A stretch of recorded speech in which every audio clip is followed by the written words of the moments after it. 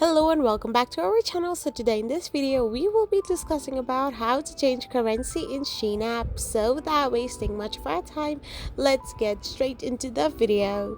So to change currency in your Shein app, it is a very simple and easy step which requires you to tap open your Shein app. So once you open your Shein app, you need to tap on the Me section, which is located on the bottom right hand of the corner. So once you tap on the Me option, you will end up in this page. Simply tap on currency.